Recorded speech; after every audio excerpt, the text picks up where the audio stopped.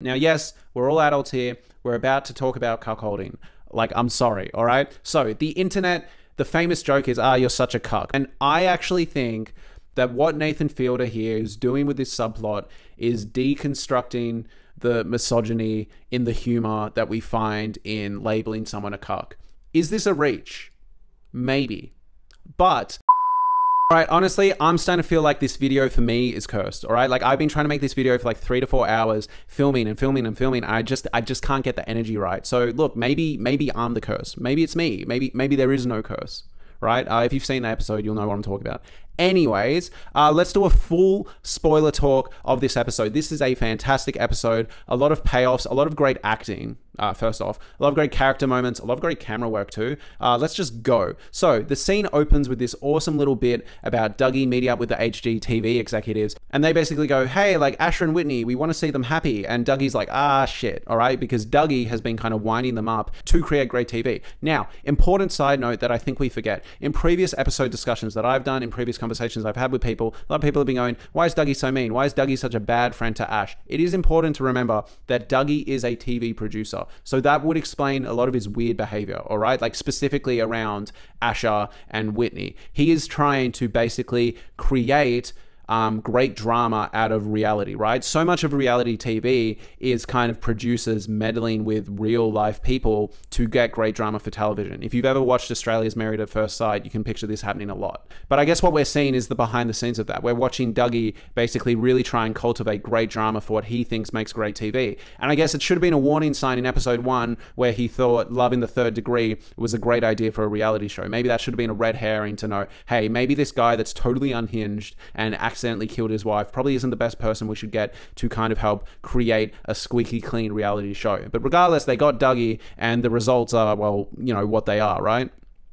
Dougie's obviously concerned because now Dougie's job is on the line. So Whitney comes up to Dougie and goes, yo, Asher did the most embarrassing thing ever the other day. Let's make fun of him. And Dougie's like, yeah, no, we're not going to do that anymore. Now, this is really interesting because what it shows is that, yes, I do think Dougie was enjoying bullying Asher as sort of some like revenge for school, as well as revenge for the fact that, you know, Asher has what Dougie doesn't, right? A gorgeous wife, a successful life. Like, Dougie is obviously jealous and taking it out on Asher. However, he is also doing it for the job. And it's really interesting here because Whitney is almost like the inverse of that, right? Like, she really wants to make the show, but it almost seems she's disappointed about the fact that the show can't take her separation with Asher any further. It's just really interesting that both these characters are kind of simultaneously doing what's good for the show, but also looking for an opportunity to humiliate and denigrate Asher. I guess the difference between the two here is Dougie's going, hey, let's pull back on Asher because we need to care about the show. And Whitney, however, almost seems in the personal angle of her separating with Asher more than the actual success of the show at this point. A really fascinating sort of mirror moment between these two characters where they're both simultaneously doing what they want for the show and doing what they want against Asher at different points. But the big takeaway here is that Dougie goes, without Asher, there's no show. That's the clear takeaway we got from the executive. Later in this episode, we see just how uncomfortable and weird Asher is on screen in the Green Queen show. So it's hilarious to me that they're like, oh, there's no show without Asher. To build green. That's why we're taking our hometown. But also like quite humorous. Dougie then goes, I'm at the point where I might lose my job. So it almost feels like Dougie's like, yeah, look, I'd love to keep bullying Asher, but like, you know, I don't want to lose my job. Sorry, like that's what we have to do. It's a funny throwaway moment, but it's interesting how quickly he turns the Asher hate switch off this episode. You know, once it's not for the show, he's happy to just go, whatever. Really interesting. It's almost as if the fact that he's a producer and has like a big mission and a big art piece to create drives him to be a bit more confident and a bit more arrogant and a bit more combative. Whitney makes the point like, oh, well, if we split up, it's my life story, isn't it? And he goes, yeah, but you know, when they normally do that in reality shows, they've been happy for a while. Then Whitney eventually goes, we don't hate each other, we're married. Now, this is just a great little like punchline because obviously most people that are married are not happy. This is not like a new trope. This is kind of the trope of being married, right? It's like, oh, gotta get home. It's a great little punchline because in the world, there are probably way more unhappy marriages than happy marriages. This is just sort of how it goes. Asher then shows up noticeably disgruntled. It's refreshing to see Asher actually annoyed. Normally he's just simping for Whitney all the time, but in this scene he's actually like, I'm done, I've had enough. Now obviously the last time they hung out was when she did that like insane unhinged mockery of him, so we kind of get it at this point. Now there's a little social interaction that I want to get into between these two characters that I noticed that I'm not sure if everyone did notice, so let's get into it. Basically the setup here is Asher is sitting down Whitney then sits down, pats him on the shoulder, and Asher then goes, oh, do you want me to go? Now, to me, this reads as he is so used to Whitney not wanting him around that he's happy to just leave the moment he gets here. He knows he's not wanted. But she, whether intentionally or not, to kind of mask that, then goes, oh, don't worry, Fernando's not here. And then Asher goes, yeah, no, I know, he quit. You need me to go? No, why? I just, He isn't here, right? apparently he quit. So I just really like the misunderstanding here because it says a lot about these characters. It shows that Asher is at the point where it's like, well, if you don't want me around, I'll go. And then shows that Whitney is either too sort of like to even realize the fact that he's hurting and the fact that like she's created an environment where he doesn't feel welcome in front of his own wife. And then with Whitney, she doesn't realize that she's created a hostile environment in the relationship and just immediately assumes it's Fernando. Or she's being manipulative and intentionally pretending she doesn't understand and says it's about Fernando. And then I love the way this solidifies with Asher then going, oh yeah, no, I know he quit. Basically saying to Whitney, it's not Fernando I'm scared of. I love this little moment. It's great because we've watched Asher throughout this season constantly get brushed off and pushed away. So it's like at this point, he's like, yep, no, you don't want me around. And it's really interesting because this is obviously at a moment where Whitney needs to turn it up and actually get Asher back on board. And this is just sad to watch because basically she goes, hey, like, I'll go bowling with you. Like, would you like to go bowling? I love the line here where she says, well, I don't want to go bowling, but I'm willing to go bowling. Now, in relationships, there is a lot of like, oh, I'll do this, not because it's my kind of thing to do, but I know it makes them happy and we can have a good time together. But I love Whitney's wording here because she doesn't just go, yeah, we'll have a good time. Like, you know, I don't love bowling, but I love like bowling with you. She literally just goes like, I'm willing. Like, hilarious wording. I love it. But basically, we then get into this 10, 9, 8, 7, 6, 5, 4, 3, 2, 1 section. And basically what happens is Emma Stone goes, do you want to go bowling? Puts the time clock on and he lets it run. And then he goes, well, if I say yes now, do we still go bowling? Basically, it feels like Asher knows he's got some power here because he can tell that she's being suspiciously nice and wants something. And he wants the validation that she still loves him. This is a great little section. And then he goes, fine, I'll start my own clock. 10, 9, 8, 7, do you love me? 6, 5, 4, do you love me? She then intentionally misunderstands again, which again is what I accused her potentially of doing with the Fernando misunderstanding just now, and goes, oh, what, are you asking if I'll go bowling? And he goes, no, I'm asking if you love me. And it's just so heartbreaking to watch the moment he just gives up on this. Like, she does not give it to him. She just doesn't give it to him. She doesn't say it. She doesn't even say, yes, I do. Like, nothing. Cannot even like stomach it, can't even fake it. And he goes, oh my God, okay, and like gets up and leaves.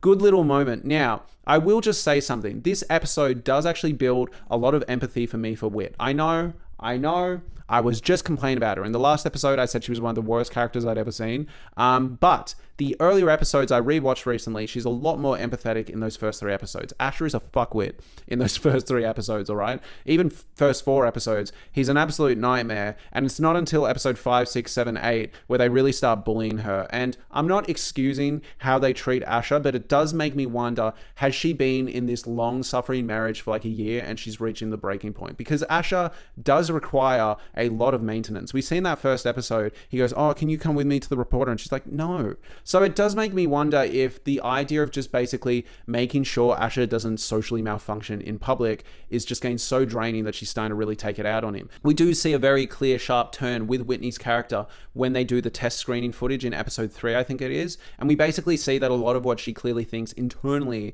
about Asher has been solidified, and now she can say it outwardly. It's a really interesting moment. It almost feels like throughout the season, throughout making this show, she's been given permission to kind of speak up on what she doesn't like about Asher. Now, with Asher, though, in Asher's defense, there needs to be an aspect of when dating, like, you know who you're dating. There is an aspect of, oh, I'm dating someone who's a bit fiery. I need to adjust accordingly. Oh, I'm dating someone who's a bit insensitive. I need to adjust accordingly. But there also is some give and take that people need to learn. And with Asher, there does need to be a level of understanding that he's not exactly the most charismatic person on the planet. However, this is all to say that in that section where he was doing the 10, 9, 8, 7, 6, 5, do you love me chunk, I did get a bit of a sinister feeling, all right? It is sad. It's sad that she can't even give him the I love you, all right? Like, it is tragic, and obviously that's not a marriage you want to be in. But it's almost really uncomfortable to watch someone who doesn't even pick up on the fact that she clearly just doesn't love him. Anyone else in this situation, I feel, would be like, all right, like, why are we even together? And they'd either have a massive fight and hash it out, or they would leave. But Ash is just sitting there really thinking that, like, at any point this can turn around for him. In this situation emotionally, he is still probably the victim, but it's a really fascinating moment because there is an undercurrent of sort of like, Jesus, what do you do with someone who's just so, like, you know, can't even realize that you're not happy with them anymore. 5, 4, 3, answer. 2. And I feel like with Whitney, it's building some empathy here because it would be really hard to be with someone who doesn't realize you're unhappy with them. Really fascinating. I know I've probably let some loose morals slip here, but like whatever. Next, we have Asher being amazing at the bowling. Great character detail. He's just fucking amazing at bowling. And I also love that they're actually getting along here. Like they go to bowling. He's amazing at bowling. He gets some confidence. Whitney and him are happy. It feels really surreal after what we've seen the past 4 or 5 episodes. Then we get this amazing encounter with Bill. Like amazing. And Asher says hi to Bill. Bill goes, oh, by the way, I thought you were the whistleblower. I'm really sorry for being mean to you the other day. Turns out it wasn't you. And Asher goes, I was the whistleblower and it wasn't backstabbing. It was the right thing to do. And me and Whitney are awesome and we're doing the right thing and blah, blah, blah. And basically just roast Bill. Really interesting here because Whitney again seems done. She's not joining Asher and going, yeah, Bill, you're a piece of shit. She's clearly just wrapped up in, why is Asher doing this? Do I even care anymore? It was me. I'm the whistleblower. Come on, man. You wouldn't do that. It was me. And maybe they talked to Carl too, but I was the one that initiated it. It was me. You should be ashamed of yourself for going along with it. Really interesting from Whitney because with Whitney, I do actually think she cares about the Espanola people somewhat. I do actually think she cares about the gambling addicts somewhat. I think a lot of it's performative, but I do think she cares. So it is interesting to me that she didn't berate Bill at all. And I'm wondering if it's because her hatred for Asher or her discomfort with Asher supersedes any sort of like moral cause she's chasing, right? Like, is it the fact that Asher is clearly stroking his own ego here? The fact that she can't get on board and go, yeah, Bill, you did do the wrong thing. We have the amazing dinner section with Martha. This is just a banger of an episode for just great sequences, right? So basically the big takeaways here is Asher makes a bomb joke and Martha goes, oh, the eye roll right on cue from Whitney. There's also another bit where Whitney pushes Asher's hand away. Great little line from Martha, and then we get the whole like, oh, every queen needs her jester. And then she makes a joke about the baby. And the mood obviously drops out. It zooms in on Emma Stone's face. It gets really, really claustrophobic, really close. And then you have Asher smothering her and kissing her. And I just feel like if you were someone who is a bit more socially aware, especially in a relationship, when that happened, you'd probably like squeeze her hand and say, hey, are you okay, or something. And Asher instead gets all like giggly, giggly, googly, googly. Oh, and maybe an heir to the throne someday, too. There's oh, kids and all the viewers just trust you more. Hey, kids. Now, there are two reads here. She's upset with Asher because he didn't pick up on the fact that she was sad about the baby, or she just does not like Asher. She wasn't too fazed about the baby. If anything, it was a relief, and she just can't stand the fact that this guy still isn't getting the message that she is not happy with him. And given where the ending goes of this episode, I would say that's more likely. I would say her discomfort throughout this episode is the fact that Asher still just isn't getting the message that she's unhappy. And the thing is, she needs him to change, but I think the changes she needs from Asher can't be done. We've seen that. We've seen how he handles the comedy class. We've seen how he just constantly bombs and fails and just doesn't get it. Like, he's just off throughout this episode. Even that scene in like episode 2 where they say the pregnancy isn't viable and Asher goes, well, while we can't have sex, is finger penetration okay? It's just so odd and bizarre, and it's like, you know what, I even get the thought process of asking, but it's like the way it's asked, when it's asked, by who, it's so painful. Like, Google it when you get home, bro, or call the doctor later. Like, what are you doing? It's so bad. And like, if Whitney has had to live with this for a year, I get why it's building up. It doesn't mean the way Dougie and her have treated him is okay, but it's like getting there. And for me, this episode again solidified like, oh, I'm starting to feel bad for Whitney because she does not catch a break throughout this entire episode. And when I say she doesn't catch a break for this entire episode, she then gets home and wants to like chill and just be quiet. And then there's this masturbation scene with Asher. And at this point, Asher actually feels like some weird, uncomfortable, like obligation ball and chain that she has to like micromanage. This masturbation scene is genuinely uncomfortable, and it throws the whole cuckold subplot into a completely different realm. Now, yes, we're all adults here. We're about to talk about cuckolding.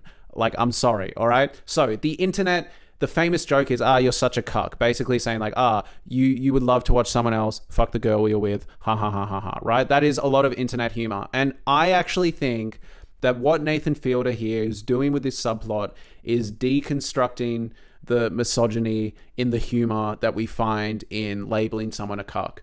Is this a reach? Maybe.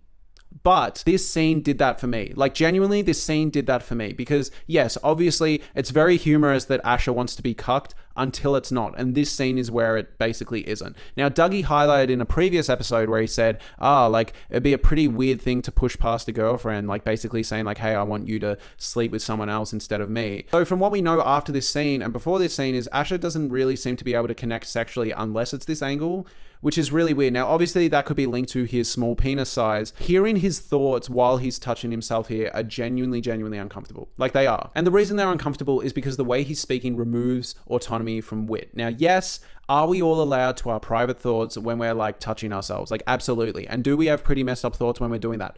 Absolutely. But I think the fact that he's verbalizing them out loud for her to hear when she's also not in the mood and also not engaging highlights just like a really dark streak to this subplot. A lot of it starts talking about what he's going to do with Whitney without any agency. So first off, the big red flag line here is when Asher goes, she only wants to be with people like me. You could never get away with that with Whitney. So hot. You're so fucking hot. You're so fucking hot. Just a bit of a weird line given the fact how much she wants to leave Asher, but it also shows that Asher just has no clue of the fact that Whitney is like this upset with him and like this foot out the door. And that's actually a really disturbing prospect. Again, it goes back to what I was saying about the 10, 9, 8, 7, 6, 5, 4, 3, 2, 1, where it's like, it's not even registering that she's not happy. Like, she can mock him like she did in the last episode and it just bounces off him, you know? And like, aside from that moment with the jumper where they had the fight about feelings being validated, he really just doesn't get it and he'll just bumble along. But next he starts going, see how hot my wife is? I'd love to see you fuck the shit out of her. Yeah, Bill, do you want to fuck my wife? I want to see you fuck my wife. You're so fucking hot. You're so fucking ugly. I'd love to see you fuck the shit out of her. Yeah, Bill. You wanna fuck my wife? I know this might be semantics, but I also think the wording here is important. Normally in like people that do enjoy cuckolding, it's normally the idea of like, oh, I want to see my wife getting off with someone else. Like, that's so hot to me. Whereas the wording here from Asher is, I want to see you fuck my wife. It almost feels like he wants to see Whitney like punished or embarrassed being with a guy that she doesn't want to be with, and he wants to witness that, rather than the usual more, I guess, optimistic view on cuckolding, which is the wife enjoys it and I get to watch her enjoy it and I'm just like the servant to mummy. You get what I mean? Like, this one feels a bit darker and a bit more like, oh, I'm going to get you to do the thing that I can't because I have a tiny penis. It's really, really like kind of uncomfortable the more you start thinking about it. And yeah, this is like disturbing. Like, if she's not 100% into this, if he was talking about Steve, if he was talking to the sex toy, or if he was talking to someone that previously Whit and Ash have talked about like mutually finding attractive and wanting in this cuckold situation, sure, I'd let it slide. I'd be like, you know what, maybe it's weird that he's doing it alone, but you know, like, they do that together, he probably thought it was fine. But the idea that Ash is seen there genuinely getting off to the idea that Whitney is sleeping with someone that she's shown no sexual interest in, just as like some weird power ego thing for him to get off at, is actually really uncomfortable. It does feel really objectifying, and it does feel like it's removing her of a bunch of autonomy. Now, yes, again, I'm not here to kink shame. The cuckold fetish is very valid. Lots of people like it. Lots of women like it, all right? But in this specific situation, the fact that he's like not in tune with her emotions at all, and then like beating off to the idea of her getting with someone that she doesn't like and shows no interest in, is actually really uncomfortable. If there's some heartthrob she was really interested in and said she wanted to sleep with, maybe it'd be one thing. But this is just really odd. And also on top of that, he's kind of like masturbating really loud, is he not? There's almost an angle of, did he want to get caught? Did he want her to hear this? Did he want to mess with her a bit? Or did he want her to like walk in and be like, do you need a hand? Like, very fascinating scene. And it also makes me wonder, is he the one pushing this cuckold fetish? When I first watched the first episode, I thought, oh, she's getting him to do the vibrator stuff because she doesn't like him enough to want him anywhere near her, right?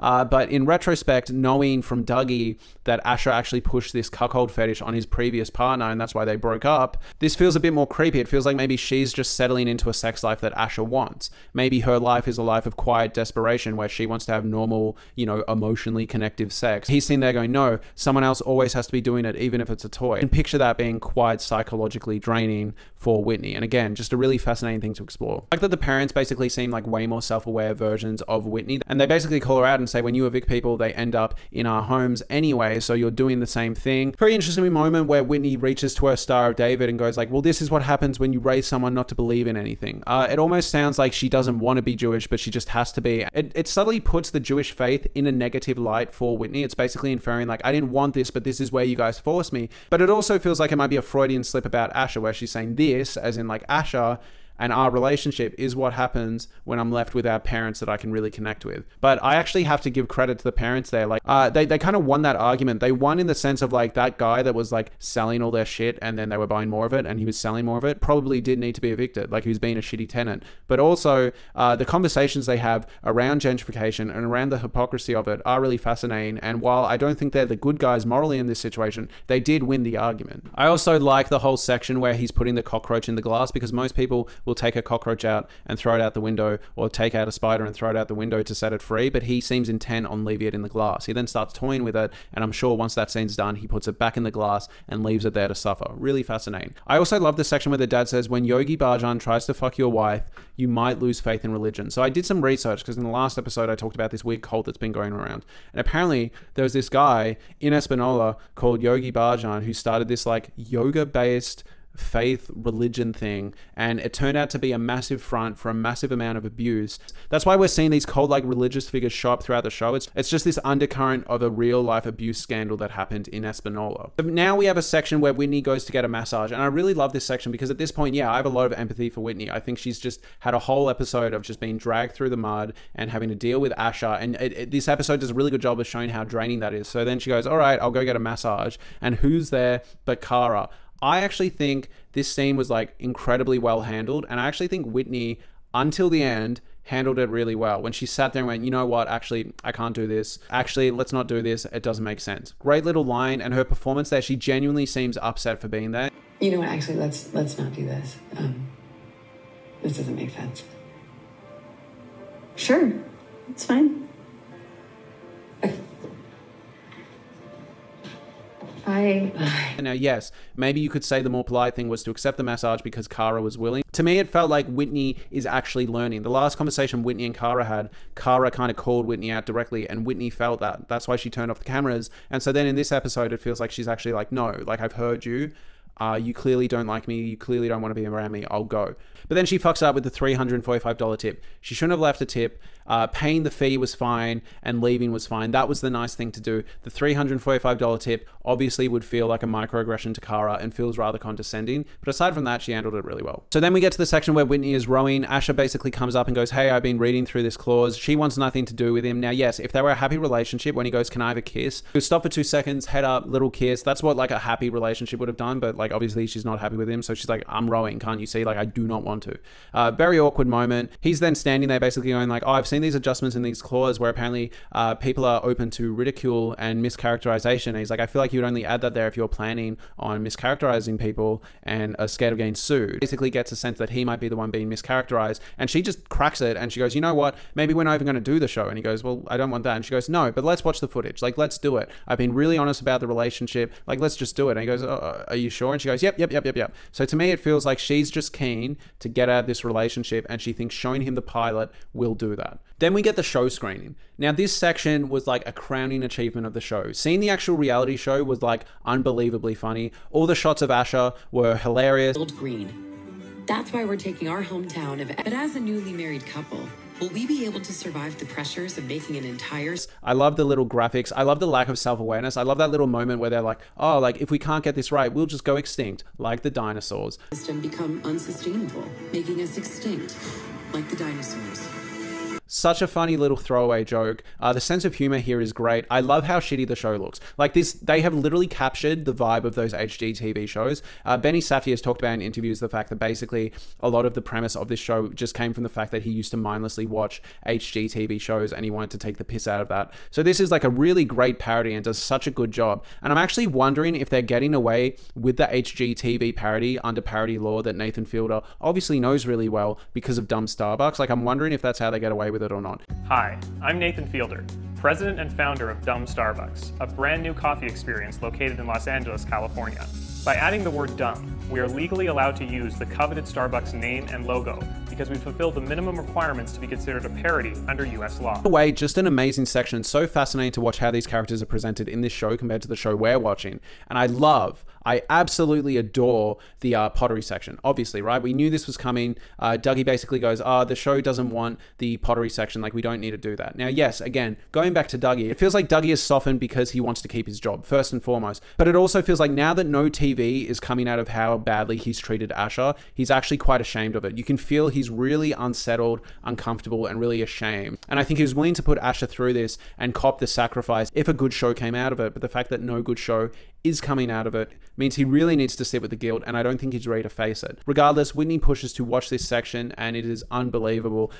Massive credit to Nathan Fielder's performance here. Watching his face like really subtly quiver, trying not to cry, and just watching this montage is absolutely haunting. Really, really effective. So genuinely interested in me, my ideas, who I am. It's like he worships me. I could sit here and explain for like 5, 10, 15 minutes everything great about this scene, but like, you know it, you've seen it, all right? Like, it was a great section. It was properly uncomfortable and not just like awkward curse cringe. Like, it was genuinely like, oh, this is hard to watch. This is uncomfortable. Wow. I do just want to give credit to the show. Seeing the behind the scenes of a lot of these scenes, how it's been cut up, and then seeing the real thing, infinitely fascinating. Also, the difference adding music makes to what Nathan Fielder says. When we see Dougie and Asha filming that section where Asha says, oh, if she left me, like, I'd just be completely broken. It's dark, it's sad, it's haunting, it's awkward. But then you see it in the HG TV show with the music, and it almost feels like slightly optimistic, just slightly sad. Like, it's really, really well done. It's such a good payoff for watching both the behind the scenes and the actual show within the curse. Really just like the show hitting its peak. But basically after that, Asha storms out in a really great moment. You're like, oh, like, we haven't seen him this upset with Whitney. We've had these little moments where he has these outbursts, but like, wow. And then he comes back, and it's like the most disturbing, uncomfortable. It feels like he's having this complete mental breakdown, this complete manic episode. He's like shaking, he's like talking, he's just like saying anything. It's just unhinged and like wild. But I think the interesting thing here is charting where it takes a dark turn. Now, he comes in and claps, and if it was anyone else, I'd assume it's passive aggressive, but because it's Asha, I genuinely feel like he's trying to like clap and be like, wow, wow, wow, put it back in. Like, I genuinely think that he's being earnest there.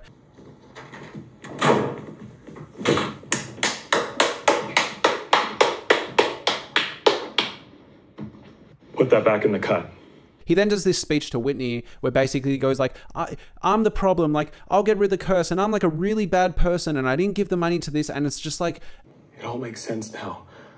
I thought it was some stupid fucking curse, but it was me. I know you. We shouldn't have sold to Mark Rose, but I still did it. Like a fucking idiot. I don't need my cell phone. I know I use this thing too much. Hey, let's calm down. Let's calm down. No, listen to me. I've let my personal shortcomings get in the way of truly making all the sacrifices, making every sacrifice that I need to. The part where he goes like, I knew I shouldn't have sold to Mark. Like, you were so right to be upset with that. I felt bad there. When he says, and I am on this cell phone too much, and throws it away, like, I felt bad. Like, it did feel like someone just really being like, please don't leave me, please don't leave me. At that point, it was really sad, but it does take a turn at a certain point where it goes from this really painful, like, oh my God, look at what they've created, to, oh my God, is Asha dark, twisted, and manipulative. But he goes on about how he's a terrible person, like the Nala thing, I'm terrible, and then he goes, I'm all in on Whitney, like anything you want, I'll do it. And it just shifts, like you can just feel it. It starts feeling really, really uncomfortable. But I'm all in on you, okay? I'm all in on Whitney. Whatever it takes, I'll do it. And you won't even have to tell me anymore, because I know. And I won't be guessing, because I know you, baby. My read is that Emma Stone at this point was absolutely horrified. And she goes, you still want to be with me after all that? I was saying... You still want to be with me after all of that? More than ever. Which again is kind of a summary of what this episode has been. Just all these moments of really, you just aren't getting it. This is the big turning point for me, as he holds her head and goes, if you don't want to be with me, I would feel it and I would be gone. And if you didn't want to be with me, and I actually truly felt that, I'd be gone. You wouldn't have to say it. I would feel it and I would disappear. Two reads here. One, he genuinely hasn't felt that she doesn't want to be with him pretty much this whole show, which is scary, right? Because she's made it fucking abundantly clear. And two, if he does realize, and he's just kind of intentionally lying to basically say, I have no idea, I assume you're still happy and we can save this. He's literally just made a show and made sure he's seen the worst parts of it to basically scare him off. And he's saying, oh, if you really didn't want to be with me, I would feel that. Basically saying, oh, you're just lying, you don't mean it. It's pretty uncomfortable. He goes, we, and he goes, no, I will make this work. Now, yes, that obviously laces back into the guilt complex, but also it just starts to feel a bit controlling. But the whole, like, it's a good idea on paper is never a compliment. It basically means like, yeah, we should work and we don't. And Ash has taken this as like, see, like, they're saying that we have potential, we can do this, like, how amazing. Then he says, paper covers rock, don't hide your strength, the world will know Whitney Siegel. That's okay. Let it out. Let it out. Good, baby. Paper covers rock. Don't hide your strength. And this just feels really, really uncomfortable. I assume what he's getting at here is like the paper, their potential is covering the rock, their marital problems. I wasn't sure if he was saying maybe she's the rock and he's the paper with the jagged edges and he can just cover her. I assume the 1-2 here though is we were so good on paper and paper covers rock, meaning paper covers the rocky parts of our relationship. This scene has like stuck with me since, because for a while I just thought, oh my God, like I was horrified with Whitney, but I felt like it was this moment of like, oh, look at this monster that Whitney and Dougie have riled up and created this like broken shell of a man. And then in the last half, I did start getting a sense of like, oh, this feels manipulative. Oh, this feels toxic. Is he trying to trap her? Is he trying to keep her? But either way, I feel like the ending of this episode is directly implying like, yeah, she's trapped now and we're in the end game. Just an insanely effective sequence. I love this show so much. I could have talked about this for like 3 hours. Thank you so much for watching. Please let me know what you think. Let me know if I missed anything and I'll try to do more. Thank you so much.